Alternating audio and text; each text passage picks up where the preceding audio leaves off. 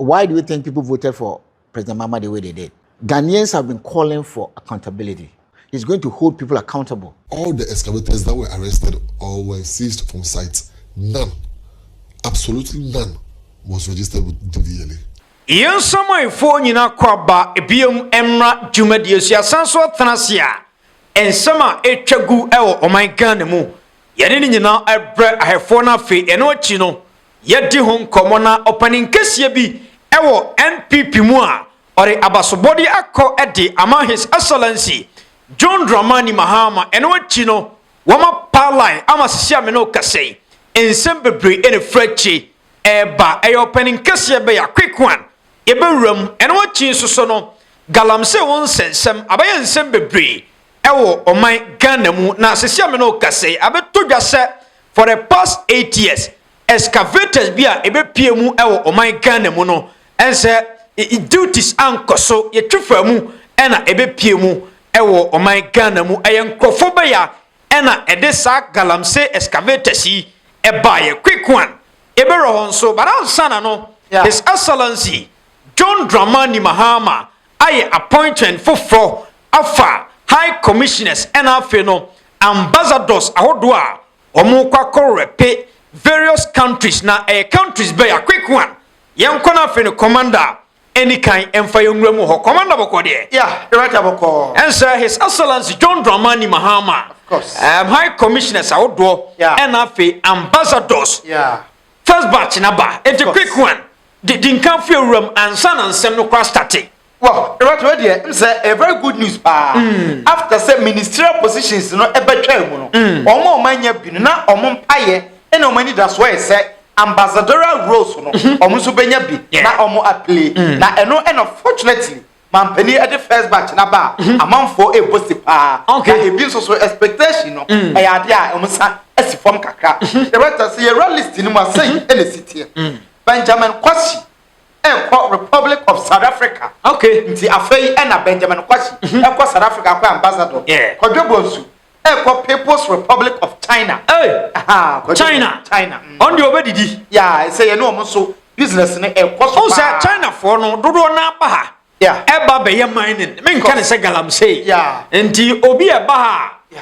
I think say obefa Kodwebonsu so. Na Kodwebonsu say na I think say when your position pay. Yeah, right now or ye came a boss. Okay. On the time. And a KJTF phase 1 no. Na ye ya na dwumfo man say omumpino omuntum free hon. Okay. Ono na de ne firm ma omuti we no achi o contested President Mahama ahead of 2024. Okay. NDC primaries omu ye no. O contested ya ono so gina but odi nkukuo. Okay. Na mampani say onko China na onko bo adwuma. Okay. Wode bonso de no no.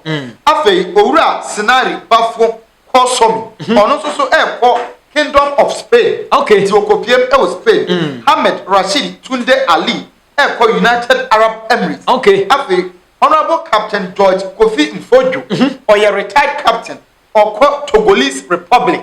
And also country better no. And right here you am Togo for ye ni omo boshi ya. Nti captain one Togo. Or your retired captain. And what he was a former MP Ewo Central. And oko Togo. Oko Togolese Republic. Na Togo di okwede. Right say okoye ambassador. Ghana ambassador to Togo. Na ono Ghana ambassador. Say Ghana for hopa. Sir. Ambassador. Togo. Say un say e ba ye no. On the nreba ho kakra. Sir. Un say pen position no. Position ya wakita. What DMP da. Why retired captain. That was security service ni. Any campaign power ye. Na was sign a journalist.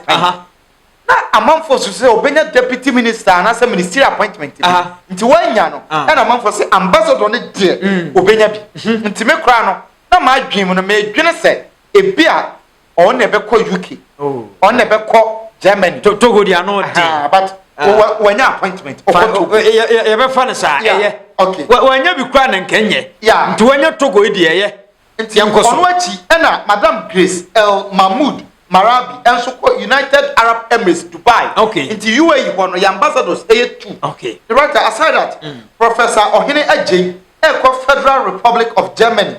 Into also so a very fortunate Okobo Menuachi Abdul Nasiruddin Republic of Turkey. Teresa Teresa Ajay Mensa Czech Republic. Professor Kwasi obey than so India. The right business Ghana between India no business okay ntia honso ye okay eno achi Dora Francisca Edu ono so doctor ya ono so ekwa Canada ti honso ye pa eno achi Dr. Margaret Miewi Chebre enso Denmark ya ono so ambassadorial role na okwa play the right omo amaka no Labig Joseph Yani Equatorial Guinea afe ni amasa ono so de na amfa okay Mr. Ni Amasa Federal Republic of Brazil and the last one Dr. Felix Kuma Godwin ono Republic of Senegal ono so amfa nti we first batch of omoko as ambassadors e de amagana no and nipa 15 man peni de omudi ababonte a em say with immediate effect foreign affairs minister e be hwe no my ntoto na afi obi akọ na wakọhye na adwuma ase okay ti eno nso de fi ho ba no baren yemfi ho na entumrika na enko this video emra obane nkehie bi wo NPP mu a or message bi akoma his excellency John Dramani Mahama eno chi no akoye nkomodie bebre quick one enkomra issue of energy. Okay, I believe we'll be talking a bit about the levy, that is the 1 cedi levy on petroleum products. Yeah. But before we go there, there's an ongoing accountability for public officials, former political appointees under the Operation Recover All Loot. People are saying it's political vendetta. Others are even saying it's persecution and witch hunting. Do you go by the same view? Do you have you been watching those who are saying it's persecution? Have you taken note of them? They all come from one place. Ghanaians have been calling for accountability. Why do you think people voted for President Mahama the way they did? Because he told us during the electioneering campaign that he is going to do oral. He's going to hold people accountable. And that is what motivated Ghanaians to vote for him. Me, the honest truth, I didn't vote for President Mahama, but I like what he's doing. So you are all for Operation Recover? I'm for it. You see, if Ghana can move forward, we have to learn to hold people accountable. From the classroom teacher to the president himself. Everybody must be held accountable. There's no one above the law. Why should we allow people... Look at what is going on in the National Service Secretariat. Look at that. Did we not have a leader in this country? Look at what has been going. Look at the Jospon Group contracts. It's been abrogated. Yes, that's what I'm saying. President Mahama is showing indication that he wants to solve problems. How can you be taking money? Is it like 1,000 cedis? Yeah. Or 800, and then they will keep 600. And then you give the person do the work 250. Yeah.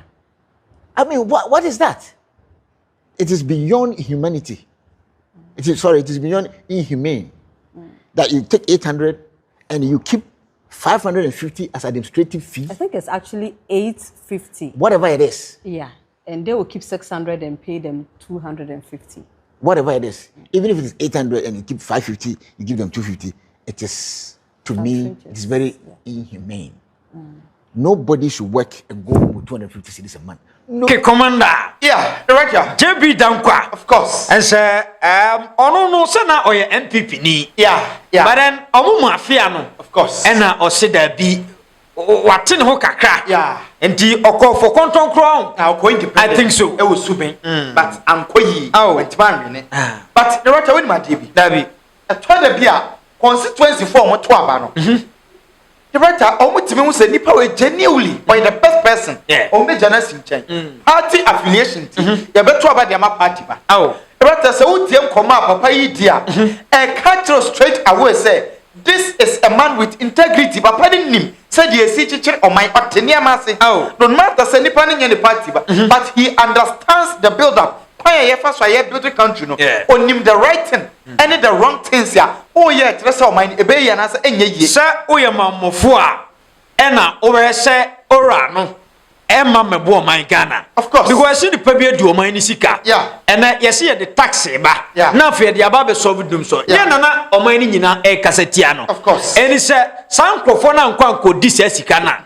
Enka me no mienu nka tax na ho be nkomo ana. Ke ho ka tax na kwasa mo. To obi edi sika na ye koje de. any question could be a cassette because I want to know yeah ka yenye sika ntua obi nso afa yesika ya amfa kwampa so na yeji we need people like this to come out and then work for the country but a trade bia because of baby a ofiri ne baby a otinti no politics e hyenkrofo bitrim omo nto aba mouth that because they feel say party nimpo awom no you are not part of team we are omo party dim at the end of the day obekọ primaries onwe ne obekọ general election as independent krom ho for nto because he is not the darling boy of political party omo pe no ena ora no so eno ne nam so mais SLS John Dramani Mahama ebe president right because na Ghana for feel say previous government no omu wie sika of course right na ye allegations upon allegations adechi bia ye different scandal adechi bia ye different scandal NDC for Kayama it got to a stage NPP for na bi babo ntino ma bekas no say the NPP for si bokro no ano den dodo right it so ye Ghana ni na president mama ka kira o say krono na ye NDC for ye ka no NPP for na bi so dey to so nti to abama ne meche o ma right you will support that idea and Ghana for support you no mo to abama ma NDC NDC ba power no right the best thing they say all should be put at work na omunyi sika ni nyina mfama ye nti every single person bia oye in support of Orano right we agree with the person oye ni papa onye mamofo san krofo ni bi eni ehia da kekere oman bebi a oman ni gina ni right say ye nya atwomfo ni nyina si nchen na nya half of Ghanaians say omo be ka no kre they will follow the right things here right we can develop the country in just 5 to 10 years time the boss Ghana be change right the person dey osi din nkomo na all church ne nsemufa he is a patriotic Ghanaian otiama mu na say enye na aban nye the right thing obeka otena bi aban ne mane kwan na aban nye wrong thing this same person or the moral right here or the baba bonte dey ba be kasa e dey afa ho but obi aban ye papa mpo a osi da bi papa no ompe say ni pana aban ne ye boni a only any moral right to complain because on who papa no won who boni but nkrofobi say no omo na say no omo chichiro man I agree with him oral for no so there was any say omo yo madwuma na wie but edi oral no na adwuma wie but aban NDC oral no kan ne de enye na adwuma wie until say attorney general ebe court ebe chinkrofo agum I recover yen sika dia maye no oral no have to still be in place open say sabeka yesika right very good quick one yentumrika na yensan kotewe mra abeto dwase excavators bi be pie mu o man Ghana mu a ense amfamra kwa so excavators bi a eye Galamsey abusua ensem wom yentimre koba enchemu ni nyina bachi 2 donkwa 2 no donkwa 24 or 0 denu 8 okay. And what's the plan? I mean, after taking stock of everything, what's the plan? We are still encouraging them. We've held meetings with director of CID and the IGP, Customs Commissioner, Ministry of Transport, the Minerals Commission. At the port alone, we've done 549. Okay. 549, and we are saying that until the minister gives us clearance on your excavator, we are not going to register it. Okay. Because you need to take permission from him first. When he gives you the clearance, then he will inform us that he's giving this company A, company B clearance for excavator registration. Then we can go into register. The Minerals Commission comes in to track. Because you know why we engage in this whole project. Do you know that all the excavators that were arrested or were seized from sites, none, absolutely none, was registered with DVLA? None of the excavators seized. Read my lips. None are registered with the. So how did they get into the country? No. So Joe, I mean, how do they get into? The various. We just bring it from the port. They just take it down there without registration. So now we've registered 5,902. If we are to get any of these excavators on site, it is easy, simple for us to trace and know who imported these excavators or who brought in these excavators. Okay, Commander. Yeah, right. Opening case your DVLA. Of course. And say we're leaking info. Now say no DVLA hono.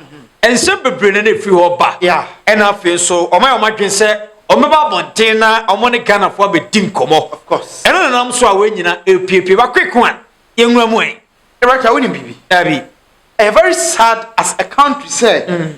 heavy machines that is excavators akɛseɛ ne mfidie a deɛ mine na ebetimi asɛe yɛ natural resources ɛne yɛ nasasa yɛ wɔ nyinaa no ɛrata ewura ɔman nim for so many years ɛyɛ adwuma yɛn register yɛ license yɛ na mmom obehu yɛn nuanom mpanifo DVL fo na obi nkoto moto ketwa baako na o register na mmom ne nkrata no agu kɛkɛ na DVL fo nche no DVL fo kwan o de ne befa so no ɛyɛ ne nyina yɛ support o mo sɛ yɛ mamra nya adwuma but sɛ excavators timi be wura Ghana na yɛ twefa kroma de ko site because yɛn tu Galamsey ɛwɔ Accra na mame nchawade sɛ na no bie beto dwa sɛ chama wontumi oko finance minister fie 2 AM ena na omo discuss contract bi a contract bi o se omo de mani pa bi nti se excavator e be twi for man Ghana mu a eyo nwanwa na right enye nwanwa but eduru ba bi a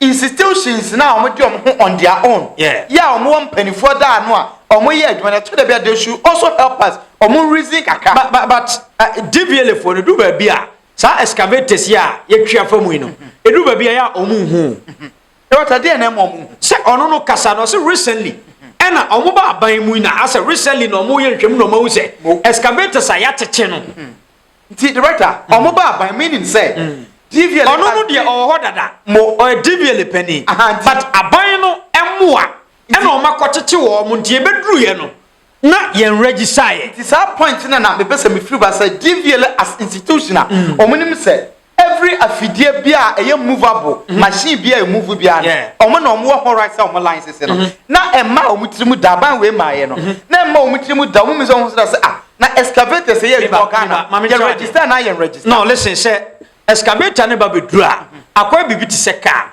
e beduru wi a ye hu bibi ama wa na wo de akọ DVL ho na wakọ register enti ebia me mfa se bebre ye ntwifa mu enti I can decide say me mfa nkonko register enti the problem is omo port ho no na problem wo director I agree port ho no omo dem twa what obi ye ntwifa mu a na we su ni private car DVL for any custom for timi che no yes but here is the case there ya the machine akọ forest director machine no excavators no me know we are doing in certain instances. No, listen. The problem ni nyina no. Me mfa ne se efi aban panimfo ne wo mo ya Galamsey no. E na afi wo mo ma kwan me be fa port wo no. Director, port wo ni no. E ho na mistake ndo do na port wo ni no. Ya blame wo da bia, wo ma se me de e da ba bi. We know say they are part of the problem I face.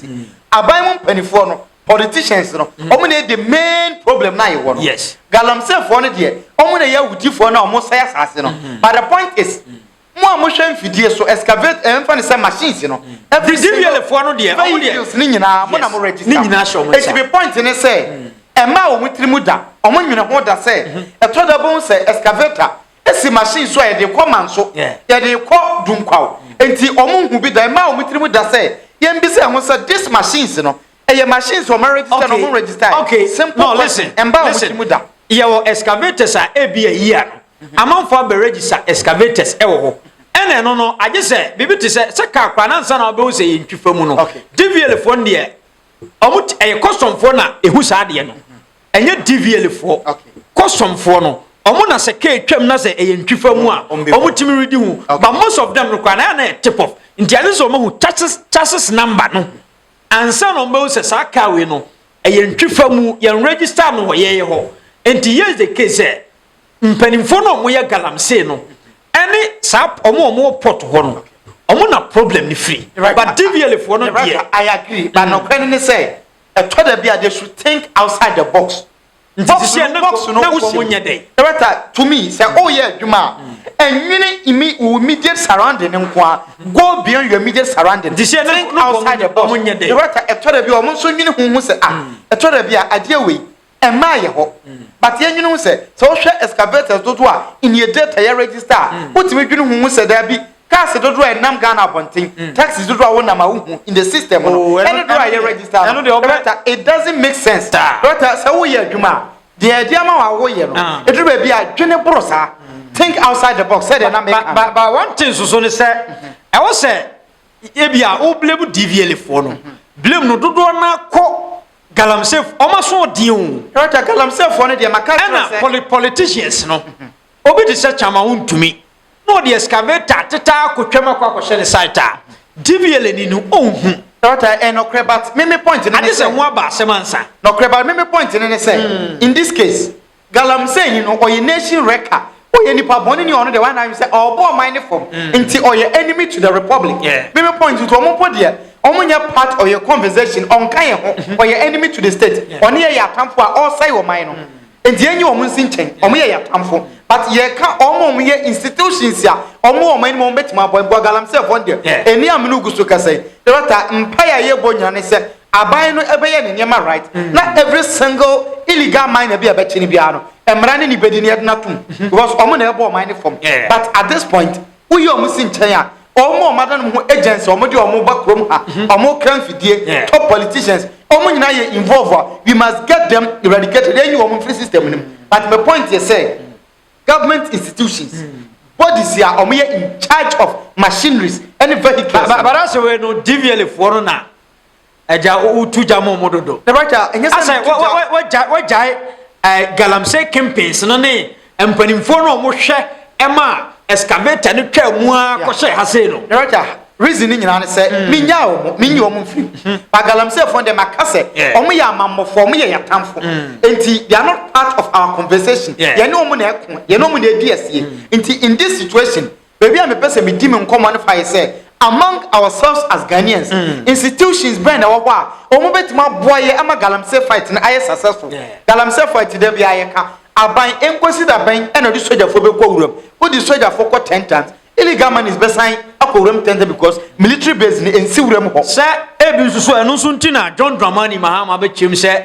excavator se be ba kroma nyina no ense ye bebusa de ode be ye assembly because excavators no kwan so no bebre ye ntwefam ko fatogo ne Cote d'Ivoire nyina o right assembly nyina no in this point in this situation the entire many abre institutions in so na ye say mampani say yen question baby a machines ne na custom for no so wo fire no for your muso omo ye part of it yen for custom for no count because mampani e ka say machine bi e ba o se hu ni pa kra wo de ba eni adwuma wo de kwakwe no enye mampani na betena port ho e determine abisa these questions e ye custom for no ne aban pani for no omo na omo te offices a omo di say adwuma we at the end of the day if they decide say omo ba jiska omo nya adwuma no papa mampani ba ye deda mafia ba soldier for be kwawura mama mfie mienu mfie miensa abato ya be san akoto aba ye ntimi nko Galamsey rabata it cut across from top politicians president office party executives top parliamentarians and ministers omo ye involved yem fa illegal miners na emto tankuruwam na yem tu omo so satel say ye bewie rabata security agency ese DVL for no chewa ana sadia we say no enim say DVL for ni bi ehwe ti obi betumi a che na adwen comment section wa kebe boa o okay ana sa yemfa number bi nto ase na DVL ni bi betumi afra cheche nsemu a ana enyom so nim de ebe boa anyway any obi a wanim there on these issues obetumi educate you more about this no but the point is government institutions should stand on their toes adwuma na to da bia e field baby a we adwuma no kosi but ye pese oman ye ya we should work beyond borders right adwuma ya chese soldier for adwuma ni police for adwuma ni but say e to da bi na oye timamuni mpunti na mra ne say if ye wo civilian arrest timamuni ntimi nkwachi nipa but obi di bone na timamufo nhwe hu say yenye police for yenye security for but bone we ye nipa ni di na be ha o man no timamufo na timi sori kokoyire ne che no say ya chew ukwankurase a assembly members ne unit committee for omo kwachi obi to mo na omo kwachi no na omo adna ko hand over ma police for this is some of the reasons in there. I was a DVL and custom division, any other institutions in Atia say, but humanity are almost ye, but they should work hard. Where's the cause to say no? DVL for the do baby, unim Ghana, Semo, Mr. Galamsey, no cosono, a Ghana penimfoa, near Galamsey no, right? The Ghana penino, and as your cast be bria, right? I am to form one in a num coma say, unim, young register, right? I make a burning point about. Penny Pierre will bet my illegal.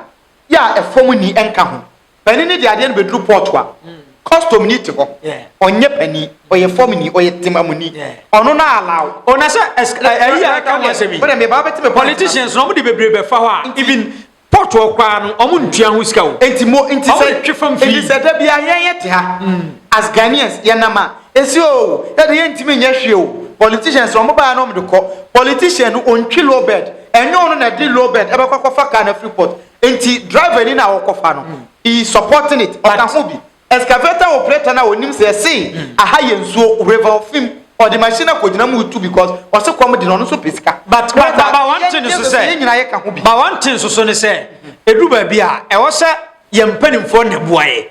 I quite say to fee, I be a politician. Oh, to hey, maybe I'm in front of say, oh, bread, no politician, no, about the employer, or the work of share custom, or the work of share DVL, or the work of her. Say, or catch us, the boni way, sometimes any part. The writer, your uncle for baby or one chair, or be careful, of course. And the problem not to do now so free. The writer, young politicians. But my point in say, and no credit a come and my politicians need control. But the same Timamunina custom ni what custom for politician I don't call politician they catch and say, Mamma no way you meta on Tiasia. What is that who didn't ya? Or catch and say, Jituana Yanko, no cool mamma on Tiasia. Penny politician I didn't call migration. Or I didn't call costume. I then I own Panama politician and then a year. I then want to say my own coon, ne mammy, just to please politician. But I didn't say to him as Ghanaians and say, Obia Boami, Opi favor me yamano, but you ever quite a media, me yamano, nemum, ever quite Obia. I don't care, ever quite your man, I don't care. A Shagan and Ibia Trim said, O mine and Tunya Biaun. That is the advantage here. Politicians need Galamsey for not taking because when we say yes, so no, ye pesica comedy, excavator, and no say for near you know, do one I am penny for none at the bow. Right, me 2 point, but let me see, you. Penny Baku di bonnet. Then one is some penny for more than di bonnet. Or me 1 million. Ghana for 34 million. And yen 33 million. 1 million on quite at that anytime. Me point in you say decide to say 33 million. Yeah, 1 million and other. Yeah, 1 million and other. But it has been happening in countries. But penny no casa da over there. The right penny no casa da over there. Penny day excavator now about the drew pot. Workers now work a biase. On Timinye illegal. Inti ebe you kese opot wo nyina di. Aside that, excavator operator bia say, excavator yen register I will not operate. Yen nye illegal mining. Abrante bia say, me nkoye illegal mining. Me nkose forest reserve mu nya adwuma. You think say Ghanaians me e ka say ye yi commerce nchen. We are doing this sir. Enye ye. Ebe ye but no why not but e come e na amasa ade we nyina. Oh yes. E wo say he do ba bia. E yan so ye ti ase kakra. E no de e wo say ye act as Ghanaians. But yeah, circumstance be. Right. Yeah, me told you. Right. Circumstance na from 1957. Yeah, this circumstance next year. Say pardon for no so be omo muaye. Right. Mpanifo here with for my this am commander da. Mpanifo here nim say omo here with for. They don't care about form for. And say who no be here adwuma na onwene ho a. Wanga sa adwene wo ho. What you say? Right. Say ochene wo yam kom. Na wo dinya bibia. It is very important so because say me there. Me yamu ha me dodo me ntimi nkyere kom. At the end of the day. Now asama yati aye kan no. Eru time bia wo ye nipa o circumstance bi. You get it? Right, I win. E bia wo kra na wo kase no. Wo wa hwa wo be ye. Right, me bisa this question. Circumstance I agree. Right, me nipa it can happen to me at any time. Obi a won ntimi nyu hundi moroso. But me instance. Me ba say ye nyina ye ofia. Papa na me hwe fie no so no. E wo say me make sure say bibia be fine. Dey be what you say. E di say me catch me ba say onkonkobọ kro no mfesika mra. Papa no me so ma anya niema yie. Nti me bisa say papa nso say kobọ kro no bra. Na wanyini you are reasonable enough. Still obekwa akobọ. Ye chiwa ye babu akun. Na papa tifie. Right there were a lot of countries. They said China wo. Ontimi nko na politician ko deceive China citizens ne say munko wurawura munko semura no. China citizens say munye illegal nko ama me China ho. Ba say your circumstance be brain so ho a mampani bi ade o man bi nya o man bi hwe. Ba na mampani ni order the soldiers. No makwa kototo bomb. Right. Say no so nkene. Right, I agree. And sansem no. Say wo yo bia. Wo yo bia. And Donald Trump bet me aka say ya te say Donald Trump me fa say America o makoto ahye. Ifo Iran na Iran. So you different situations. Mampani ye head of military no. On the commander in chief. Inti oka soldier adwuma no ho. But ene aye kasa no. Galamsey ni obi so your original chairman for political party. Oti custom officer. Chama on to me a Galamsey. Enti oti custom officer. Or your commander in chief for custom officer. Make us custom penny on the penny legally. Man penny time to nesse. Ghana you kwa soldier for your because ono commander of the Ghana Armed Forces. Enti sa wo see on the down man. Ono the Ghana soldier asrafo no. Asrafo nso na ekun. Nti asrafo penny nyina ne say ye kokun. Omo be di ekira kokun. It is understandable. Kokunipa. The writer eno so e be boni o. The writer asrafo adwuma na akọ no soldier de dia fa no. Ya ka kire ne se soldier adwuma e ya akon. Enti de odi so no. When new su ya obema why boni. The writer if you are a bad leader, obe ya by the point in say e won crofo bi eno ntina pani focus am bi say wonye leader papa e ma oman ne bo. The writer man say oman no say te say na na do dan kokufu ado ba ye a am focus onye leader papa okay. Eno oman ni say ye basana ko ye papa nkoman no so be ye ene se si akasa Ghana obi ana obi abeda so otum focus obi ana ye nyina ye beda. Right, memo example Mali for to aba Mali president say ye wia no on si form among for starting protest ya ena o catch ena o friend soldier for ena o catch rom say obi obi protest bi amuntu ni tuo. Right, Mali soldier pani Asimi Goita one agree to that o chairman pani say who nipa ba akofo no you cannot make the country bad say yentie wo nkwa order no na yensai oman ni nyina wo na wo ye problem no ye yi wo si nchen a temamufo ni problem e bata na we as Ghanaians yenso yentimi nya bibi mo e ho say yen politicians no ene omo a o take advantage as big personalities o ma de Galamsey no ye wo mo ho ye no mo say oman no enti yenso yen take a bold step say ye yi mu si nchen a mo no so yen na ye doso but I met one sem nyina say some of the Ghanaians no Galamsey fight no ya boa pa but mpanimfo no so Galamsey no mpanimfo na ye o made o right and I be say Galamsey na ye Galamsey no point I make can say the BS mpanimfo na ye nko ho MPP so excavator mu shamna mu tuda nso mo de kwara no na ye obisa boys ne say politicians na ye Galamsey ye ni bi anya Galamsey ye gitun no mpanimfo na ye ntaya na high say ye be kwa akwachi youth ni so mo sat na ya che no kom na di no koye but ye nyina so anyuntum say MPP no ha excavator mu pretty. It is as simple as that. And we are contributing to the destruction of the country. O minor I say, yen timamufuo no, yen aye boama o minor say. Mpanifo ne they are doing everything to destroy the country. How do you want to destroy that? Yen timamufuo no, yen na abo mo pani be no ho be say wo man ya. Timamufuo kan o ka Akufo Addo adubu ahisika uri aye. National service scandal no, Akufo Addo MP. Ono no ye MP. But mpanifo na ono ye president. Mpanifo na bokro no. Mampeni ni di ni scandal. We agree. Mampeni na anya na adwuma yi. Mo so amaka nan. But e be hye empanimfo ne Galamsey fo ne ayifo ne se omonye careful. Na du ba bia yensusu mfa blame no matemamfo no. Temamfo no de du ba bia na kom e se atini paase. Kom de wa utimi ye bibia bi o. Agree. Ati ase. E kom de pa ne e kase ko ye bibia wan hwe yi a. Obeye. But then ye nyina nso ka ho, ye nyina hye ne amayi na bibia anye kama. Na conversation na e de quick one. Yako ebesa babiem. Yakra efo nyina.